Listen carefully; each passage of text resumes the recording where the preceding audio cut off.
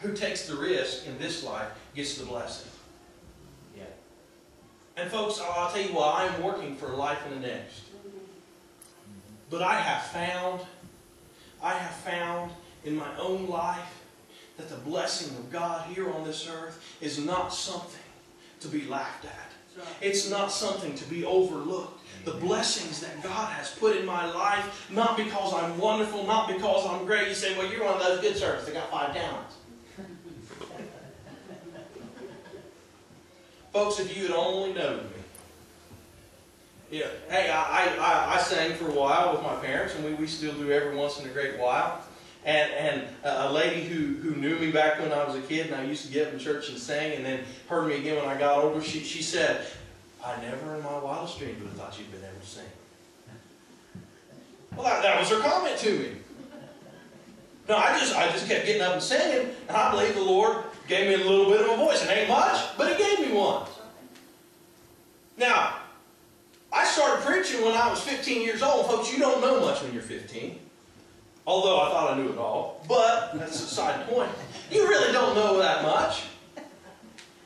You know, I had 15 years studying the Bible as opposed to 27 years I've got now. And hey, that ain't a whole lot of time. Especially when you consider the first 3, you really can't do much. But you know what? The Lord blessed it. Yeah. It's not that I was given so much. But the reason that God has put me where He's put me today is because I've invested. Now, I'm not doing this to get a pat on the back or to tell you, oh, hey, I'm so great. I'm not tooting my own horn.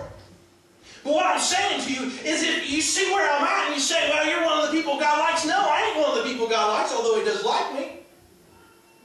I'm one of the people who's invested in God. I'm one of the people who've invested my life in what He's wanted me to do. And God has blessed me for it. And folks, if you don't believe that God will do the same thing in your life, you're wrong. Amen. Amen. And I'm not afraid to tell you. You're wrong. If you don't believe God rewards the people who will follow Him. You're so mistaken. If you believe that stepping out and taking the step of faith and sharing your faith isn't worthwhile. You're wrong if you think that it's a better investment for you to just stick what God has given you in the ground somewhere and wait for Him to come back. You're wrong. You're missing out on so much in this life. I know it, and I stand and I will tell people, I will tell them till I cannot speak anymore, that I would be nothing if not for God. I am a product of Him and what He's done.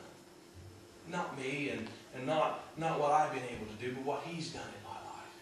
And folks, if I would have missed out on God, if I would have missed out on what He was wanting to do in my life, I would have missed out on everything. Because He's everything to me. I would have missed out on it all. And folks, if you think, Brother Ray Green, which he's not here tonight, he testifies often. He was 72 years old when he gave his heart to the Lord. It's been almost 3 years now. Almost 4, 3.5 years, almost 4. That 4 years ago that he got saved. And you know, he gets up and testifies about how he thought that he would be missing something by becoming a Christian. And he realized after he became a Christian 3 years ago that he was missing out by not being one. Amen.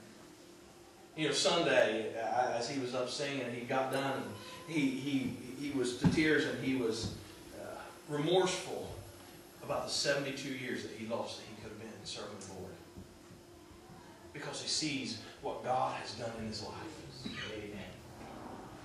Folks, there has never been a person on this planet who has given something up for God that He has not blessed him. Amen. Amen. There is not a person who God has not blessed. And listen to what I'm going to say. Do not be the servant who takes what they've got and just sticks it in the ground. Folks, there are a lot of reasons. You know, here's this guy that you know, he was afraid of what his Lord might do. You don't have to be afraid of the Lord as long as you're invested. Amen. He'll take care of the results. I want you to know that up front. But maybe someone offended you. You said, well, I'm just going to stick it in the ground. That happens. Maybe you've been hurt. You said, I'm going to stick it in. Maybe you tried something, it didn't work out. I'm just going to stick it in the ground. You know what? It doesn't work. It never has worked. Amen. Never will work. And if we learn anything from this sermon, it's this. As you hear me talk,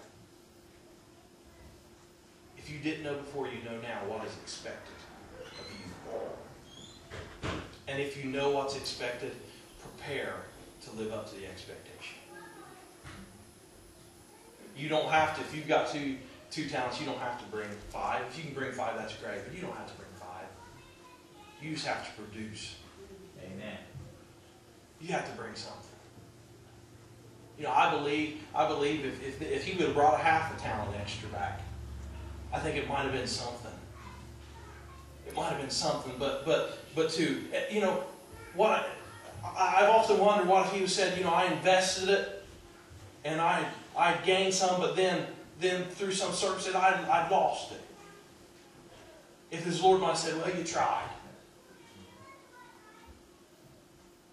It's a parable. I can guess. You know, it's not true. I'll make a guess here. Maybe his Lord would have been somewhat satisfied because he put an effort in it. At one point he had made some money, but yeah, maybe he would have given him a second chance and say, well, here's one more time, try it again. I don't know. But I know this, that he wasn't real happy about him doing nothing and having no intention on doing anything. He didn't even intend to try.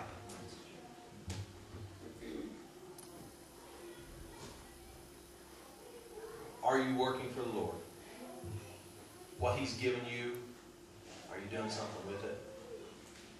Or have you stuck it in the dirt?